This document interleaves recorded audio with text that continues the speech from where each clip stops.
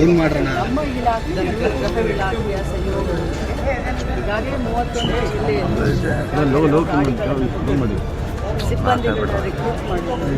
So ಈಗ training ನಡೀತಾ ಇದೆ. ಸೊ ಬಹಳಷ್ಟು ಮಹತ್ವಾಕಾಂಕ್ಷೆಯನ್ನು ಇಟ್ಕೊಂಡು ಈ ಅಕ್ಕಪಡೆಯನ್ನು ಮಾಡಿದ್ದೇವೆ. ಒಂದು ಕ್ಯಾಬಿನೆಟ್ನಲ್ಲಿ ಕೂಡ ಬಹಳಷ್ಟು ಚೆನ್ನಾಗಿ ಯಾವ ರೀತಿ ಇದು ಅನುಕೂಲ ಆಗುತ್ತೆ ಅನ್ನೋದ್ರ ಚರ್ಚೆ ಆಗಿದೆ. ಸೊ ಸಮಾಜದಲ್ಲಿ ಬ್ಯಾಡ್ ಎಲಿಮೆಂಟ್ಸ್ ಅಂತಂದರೆ ಪ್ರಿವೆನ್ಷನ್ ಮಾಡೋದು ಆನ್ಲೈನಿಂದ ಆಗಿರ್ಬೋದು, ಸೋಷಿಯಲ್ ಮೀಡಿಯಾದಿಂದ ಆಗಿರ್ಬೋದು, ಅಥವಾ ಭಾಳಷ್ಟು ಹುಡುಗಿಯರನ್ನ ಫಾಲೋ ಮಾಡೋದಕ್ಕೆ ಬಸ್ ಸ್ಟ್ಯಾಂಡ್ಗಳಲ್ಲಿ, ದೇವಸ್ಥಾನದಲ್ಲಿ, ಗಾರ್ಡನ್ನಲ್ಲಿ, ಮಾಲ್ ಹತ್ರ, ಸೊ ಎಲ್ಲ ಕಡೆ ಅಕ್ಕಪಡೆ ಸುತ್ತಾಗ್ತಾ ಇರ್ತಾರೆ. ಅದ್ರ ಜೊತೆಯಲ್ಲಿ ಸ್ಕೂಲ್ ಕಾಲೇಜ್ಗೆ ಹೋಗಿ ಎಜುಕೇಟ್ ಮಾಡೋದು ಕೂಡ ಮಾಡ್ತಾರೆ. ಭಾಳಷ್ಟು ಇದರಿಂದ ಒಬ್ಬ ಹುಡುಗಿನ ಬಿಡಿಸ್ತಾ ಇರ್ತಾರೆ. ಹುಡುಗಿ ಮರ್ಯಾದೆಗೆ ಮನೆ ಕೈಗೊಳ್ಳೋದಿಲ್ಲ. ಅಥವಾ ಪೊಲೀಸ್ ಸ್ಟೇಷನ್ಗೆ ಹೋಗೋದು ಅಂತಂದರೆ ಒಂಥರ ಹಳ್ಳಿಗಳಲ್ಲಿ ನಮ್ಮ ಕಡೆ ಎಲ್ಲ ಒಂಥರ ಭಯ ಪಡ್ತಾರೆ. ಮರ್ಯಾದೆ ಏನಾಗಬೇಕಪ್ಪ ಪೊಲೀಸ್ ಸ್ಟೇಷನ್ಗೆ ಹೋದೆ ಅಂತ ಅಕ್ಕಪಡೆ ಕಾರ್ಯಾಚರಣೆ ಮಾಡುತ್ತೆ. ಬಹಳಷ್ಟು ಆಸೆಯನ್ನು ಇಟ್ಕೊಂಡು, ಮಹತ್ವಾಕಾಂಕ್ಷೆನ ಇಟ್ಕೊಂಡು ಇದೊಂದು ಉತ್ತಮವಾದಂಥ ಒಂದು ಪ್ರಯೋಗ. ಸಾಲ ಸೌಲಭ್ಯ ಯಾವತ್ತಿಂದ ಸಿಗುತ್ತೆ?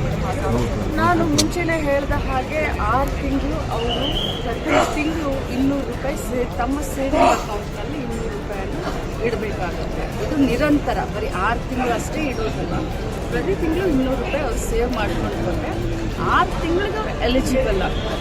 ಅವರು ಒಮ್ಮೆ ಎಲಿಜಿಬಲ್ ಆದರು ಶೇರ್ ಹೋಲ್ಡರ್ಸು, ನಮ್ಮ ಗೃಹಲಕ್ಷ್ಮಿಯ ಶೇರ್ ಹೋಲ್ಡರ್ಸು 6 ತಿಂಗಳಿಗೆ ಎಲಿಜಿಬಲ್ ಆಗ್ತಾರೆ. 6 ತಿಂಗಳ ಆದ ತಕ್ಷಣ ಯಾರ್ಯಾರು ಅಪ್ಲಿಕೆಂಟ್ ಇರ್ತಾರೆ ಅವ್ರನ್ನೆಲ್ಲದನ್ನೂ ಕೂಡ ನಮ್ಮ ಕಮಿಟಿ ಇದೆ, 13 ಜನರು ನಮ್ಮ ಕಮಿಟಿ, ನಾನು ಅಧ್ಯಕ್ಷೆ ಇದ್ದೆ, ಸೊ ಸೆಕ್ರೆಟರಿ ಅವರು, ನಮ್ಮ ಡೈರೆಕ್ಟರ್ಗಳು, ಸೊ 8 ಜನ ಚುನಾಯಿತ ಡೈರೆಕ್ಟರ್ಗಳು ಬರ್ತಾರೆ ಈ ಒಂದು ಬ್ಯಾಂಕ್ನಲ್ಲಿ.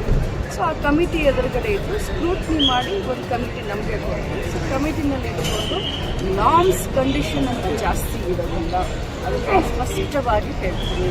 ಯಾಕಂತಂದರೆ ಹೀಗಾಗಬಾರ್ದು, ನಾಳೆ ಜನರಿಗೆ ನೀವು ಈ ಡಾಕ್ಯುಮೆಂಟ್ಸ್ ಇಲ್ಲ, ನಿಮ್ಮದು ಆದಿಲ್ಲ ಅಂತ. ಯಾಕಂದರೆ ಮಹಿಳೆಯರಿಗೆ ಅನುಕೂಲ ಆಗಲಿ ಅನ್ನೋ ದೃಷ್ಟಿಯಿಂದ ಕಡಿಮೆ ಬಡ್ಡಿ ದರದಲ್ಲಿ ಕೊಡಬೇಕು ಅಂತ ಮಾಡ್ತಾಯಿದ್ವಿ. ಭಾಳಷ್ಟು ಸ್ಟ್ರಿಕ್ಟಾಗಿ ನಾವೇನು ಡಾಕ್ಯುಮೆಂಟ್ಸ್ ಆಗಲಿ ಇದನ್ನ ಮಾಡಲ್ಲ, ಅವ್ರಿಗೆ ಸಹಾಯ ಆಗೋ ರೀತಿ ಮಾಡ್ತೀವಿ. ಜೊತೆಲಿ ಎಲ್ಲ ಮೆಂಬರ್ಗಳಿಗೂ ಕೂಡ ಆರೋಗ್ಯ ವಿಮೆಯನ್ನು ಮಾಡಿಸೋದಕ್ಕೆ ಒಂದು ದೊಡ್ಡ ಸಾಹಸ. ಅಂದರೆ ಕಾರ್ಡ್ ಇಲ್ಲದೆ ಇರೋ ಮೇಡಮ್, ಆರೋಗ್ಯ ವಿಮೆ ಯಾವತ್ತಿಂದ BPL ಕಾರ್ಡ್ ಹೌದು, BPL ಕಾರ್ಡ್ ಅನರ್ಹ ಆದ ತಕ್ಷಣವೇ ಗೃಹಲಕ್ಷ್ಮಿಯನ್ನೇ ಗೊತ್ತಾಗುತ್ತೆ, ನ್ಯಾಚುರಲ್. ಬಟ್ ನಾವು ಹೇಳಿದ್ದು BPLಗೂ ಕೊಡ್ತೀವಿ, APLಗೂ ಕೊಡ್ತೀವಿ, ಅಂಥೋದೈದನ್ನೂ ಕೊಡ್ತೀವಿ. ಯಾರು ಇನ್ಕಮ್ ಟ್ಯಾಕ್ಸ್ ಮತ್ತು GST ಪೇ ಇಲ್ಲ ಅಂಥವ್ರಿಗೆಲ್ಲರಿಗೂ ಕೊಡ್ತೀವಿ ಅಂತ ಹೇಳಿ, ಹೌದಾ? ಬರೀ BPL ಅಷ್ಟೇ ಹೇಳಿಲ್ಲ, ನಾವು APLಗೂ ಕೊಡ್ತೇವೆ.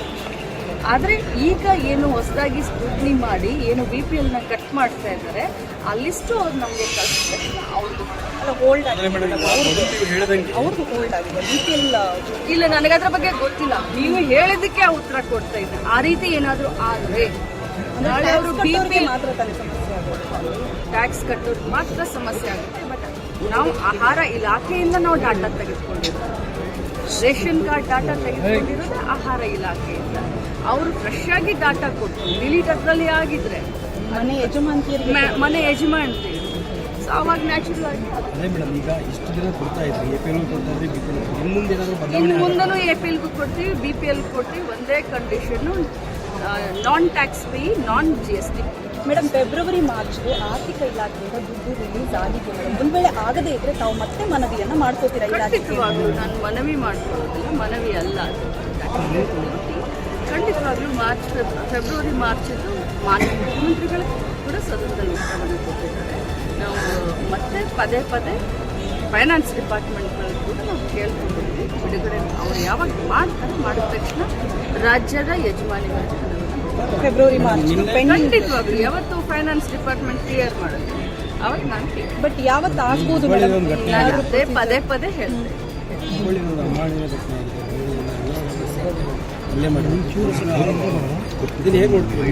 ನೋಡಿ, ಮೊದಲು ಒಂದು ದಿನ ಪೊಲೀಸ್ ತಾವೇ ಎಲ್ಲ ತೋರಿಸಿದ್ರೆ ಸ್ಥಳೀಯ ನಮ್ಮ ಇಲಾಖೆಯ DD ಅವರು ಕಳಿಸ್ಬೇಕು. ಆದರೆ ಎರಡನೇ ದಿನ ಮಾಧ್ಯಮದಲ್ಲಿ ತಾವೇ ಎಲ್ಲ ತೋರಿಸಿದ್ದೀರಾ ಯಾವ ರೀತಿ ಘಟನೆ ಆಯಿತು. ಒಂದು ಸೋಷಿಯಲ್ ಮೀಡಿಯಾದಲ್ಲಿ ಹರಿದಾಡ್ತಾ ಇದೆ.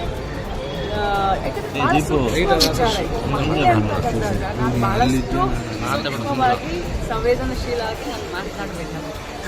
ಒಂದೇ ಮಾತು, ಯಾರದೇ ತಪ್ಪು ಪೊಲೀಸ್ ಡಿಪಾರ್ಟ್ಮೆಂಟ್ ಆಗಿರ್ಬೋದು, ಇನ್ನೊಬ್ಬರು ತಪ್ಪಿದ್ದಷ್ಟರ ಮೇಲೆ ಚಾಲ